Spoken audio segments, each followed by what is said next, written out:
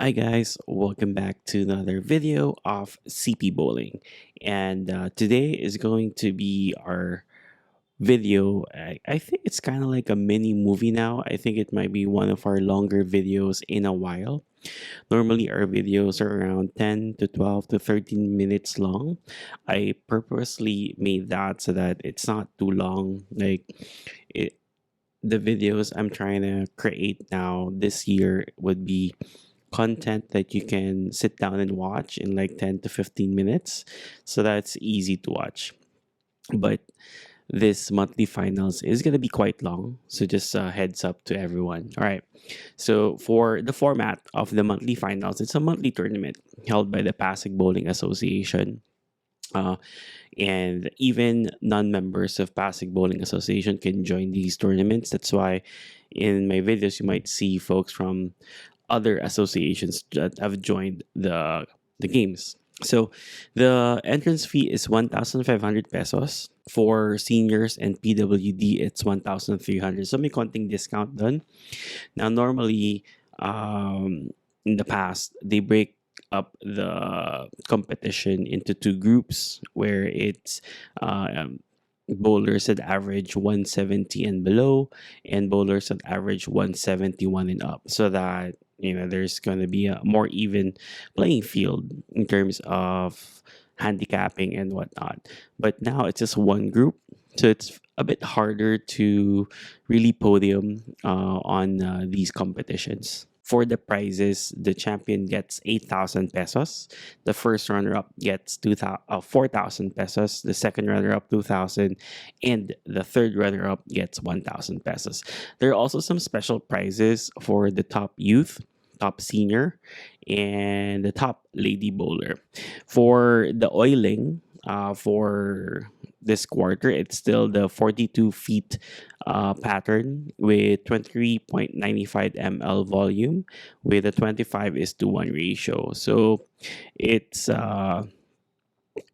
it looks like a house pattern, but very, very, very thin oil, and it dries up really quickly. So that's pretty much how it will be.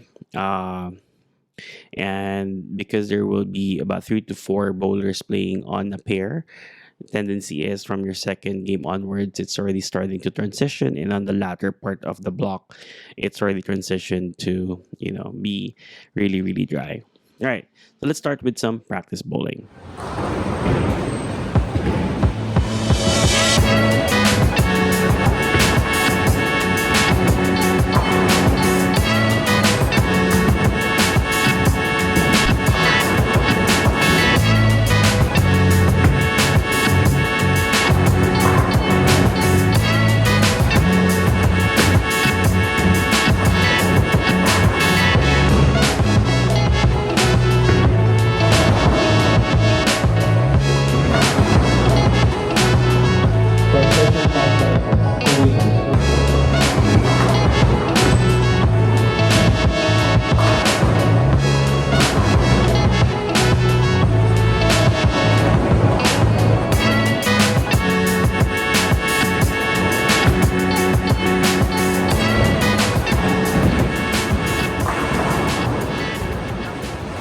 So we are done with some practice shots on this pair, and as you can see, and what I saw on the lanes was the gem pearl is hooking early. Well, what that means is mid lane or middle of the lane, it really starts to hook already, versus the phase two where it glides through the front and mid part of the lane and hooks at the latter part. So for what I'm seeing, I'm liking the gem pearl more. So we'll stick with the gem pearl for the next few games, and let's see what happens. Let's check out games 1, 2, and 3. Let's go.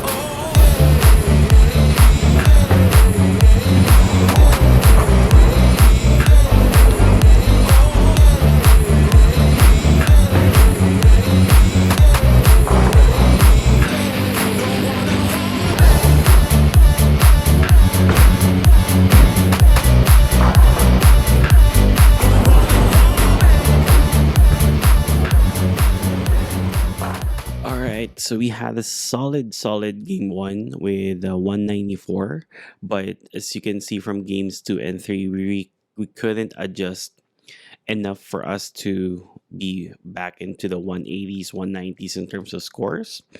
We scored, low 160s, and in the tournament, you don't want to be at that score. And right now we're sitting at 15th place. So we need to make that up. We need a couple of good games for us to try to get back to at least within the top 10. All right, let's head back and check out games 4, 5, and let's see where we land before the positioning round.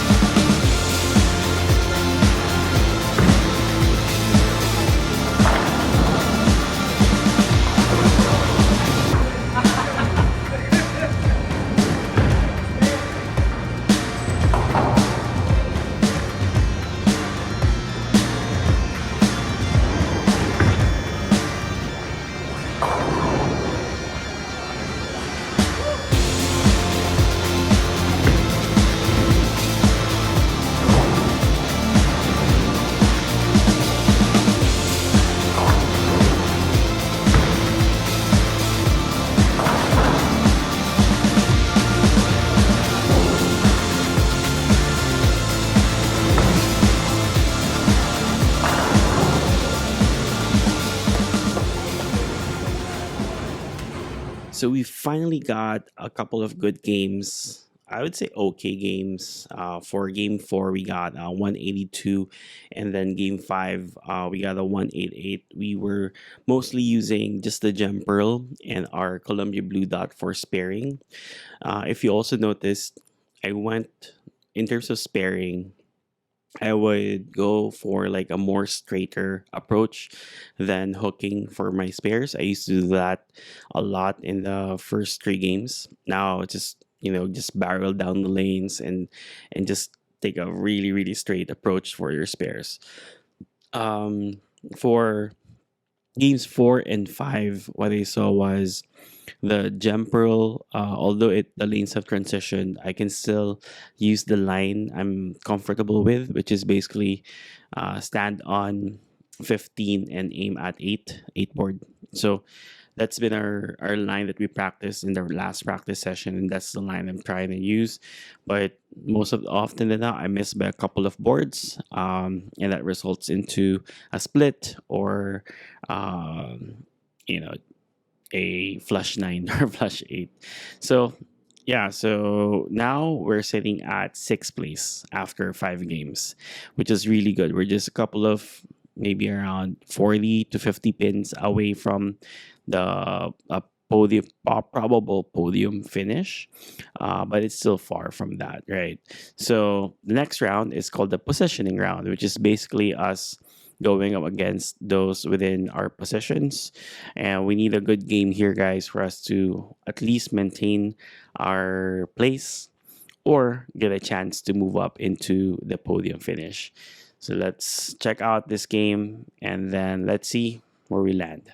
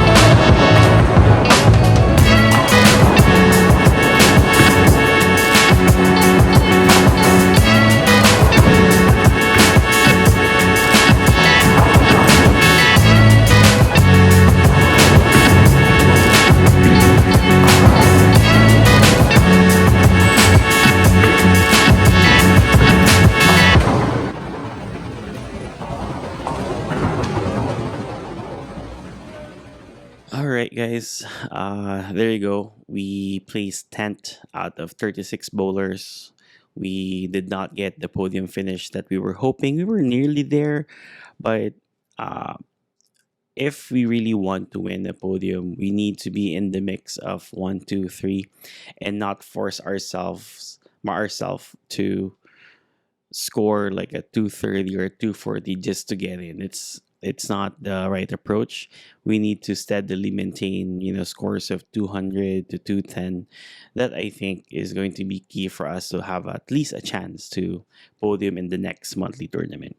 But looking at the positives, so what are the positives from this tournament? One, we improved our average from the last monthly tournament. I think I averaged a 150 in the last monthly tournament. I really couldn't match up to the lanes there.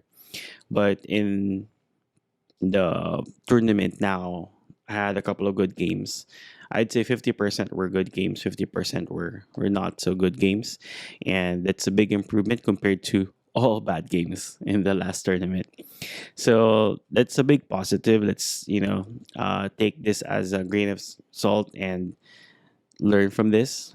There's still a lot for us to improve on, I know, but our sparing has improved. I think the straighter is greater approach to sparing worked out a lot. We have a ball that doesn't hook at all, maybe little, hooks a little when you go for spares. I need to be able to control my ball speed. I think in the last game, may giggle ako dun. I think the adrenaline or the pressure of, hey, I need to get a good game got to me. And I think my ball speed increased at least by 1 mile per hour or 2 miles per hour because the gem pearl wasn't hooking anymore, right? Which only meant I didn't give the ball enough. I didn't let the ball slow down enough for it to hook into the pocket. It kept barreling down, and it hit the pocket light because the ball isn't hooking. Or I wasn't hitting my targets too. Sabi ko, medyo nagigigil na ako ng last game. It was also really late, guys. So we started around 9 p.m. and by the time we reached game 6, it was already 12 midnight. So that was like a midnight game, and fairly long na yung game natin. All right. So if you reach this part of the video, thank you so much for watching. I know it's a long video compared to my other videos, but I just want to make sure I show you guys all the games as well. I was inching towards maybe not adding the last game, but I also want to show you guys that this is a process, guys. I'm gonna trust the process. I will get that podium one day, but today just wasn't that day. But yeah, it was a really fun event, really fun tournament. I learned a lot, and I'm just glad that from when we started. I remember, I think last year when I joined the first tournament. Prior to that, I went to Santa Lucia to practice, and I saw a monthly tournament being held. I think that was a Sletba tournament, and I told myself, I don't know if I can still find the clip. I'll see if I can. But I told myself one day I'll join these tournaments. Sana maka-join ako. Because at that time, I still had my second-hand balls. I only had the Storm Trauma ER and the Columbia Blue Dot. So, and then I don't think I had shoes then. So equipment wise, I wasn't ready. But now we have, our equipment, and we've had a lot of hours on the lanes already. So just a matter of time. Let's just be patient, and one day we'll finally win one. All right. So again, if you reach this part of the video, thank you so much for watching, and I'll see you guys on the lanes. Bye.